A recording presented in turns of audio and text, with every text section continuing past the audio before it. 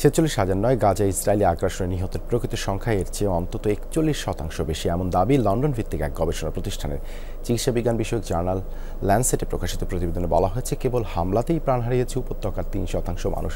অপুষ্টি, ঠান্ডা, চিকিৎসার অভাবসহ আরও নানা কারণে হয়েছে মৃত্যু। ধারণা করা হচ্ছে গেল অক্টোবরেই প্রাণহানি ছাড়িয়েছে ৭০,০০০।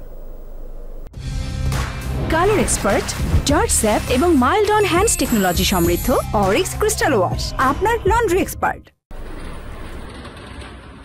১.৫ বছর ধরে চলমান ইসরায়েলি বর্বরতায় গাজায় নিহতের সংখ্যা ছাড়িয়েছে ৪৬,০০০। আহত হয়েছেন লাখের বেশি ফিলিস্তিনি। তবে অবরুদ্ধ উপত্যকাটির স্বাস্থ্য মন্ত্রণালয়ের এ পরিসংখ্যানকে ভুল দাবি করল লন্ডন ভিত্তিক বিখ্যাত মেডিকেল জার্নাল দ্য ল্যান্সেটে প্রকাশিত গবেষণা।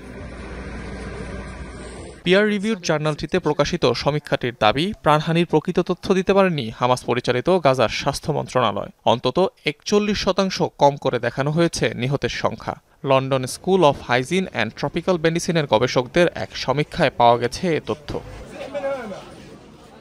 প্রকাশিত তথ্য অনুযায়ী গাজায় আগ্রাসন শুরুর প্রথম ৯ মাসে প্রাণহানি ছিল ৬৪,০০০-এরও বেশি, যদিও তখন গাজার স্বাস্থ্য মন্ত্রণালয় নিহতের সংখ্যা ৩৭,৫০০-এর বেশি বলে উল্লেখ করে। ধারণা করা হচ্ছে নথিভুক্ত হয়নি বহু মৃত্যুর তথ্য। গবেষণায় বলা হয়, প্রাণ হারানোদের ৫৯%ই নারী, শিশু ও বয়স্ক।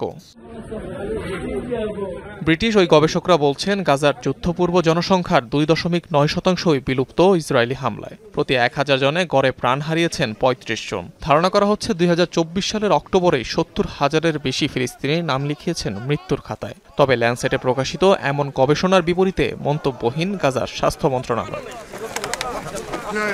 গাজায় আগ্রাসন শুরুর প্রথম ৯ মাসে সংঘটিত হত্যাযজ্ঞের ওপর পরিচালিত হয় গবেষণাটি। ব্যবহার করা হয় ক্যাপচার রিক্যাপচার পরিসংখ্যান পদ্ধতি, যাতে শুধুমাত্র বিস্ফোরণজনিত কারণেই নিহতদের রাখা হয়েছে। বাদ দেয়া হয়েছে স্বাস্থ্যসেবা কিংবা খাবারের অভাবজনিত কারণে মৃত্যুকে। এর আগে গাজায় ইসরায়েলি আগ্রাসনে প্রাণহানি ১,৮৬,০০০ ছাড়িয়ে যেতে পারে বলে শঙ্কা প্রকাশ করে মেডিকেল জার্নালটি। অনিক রহমান, যমুনা নিউজ।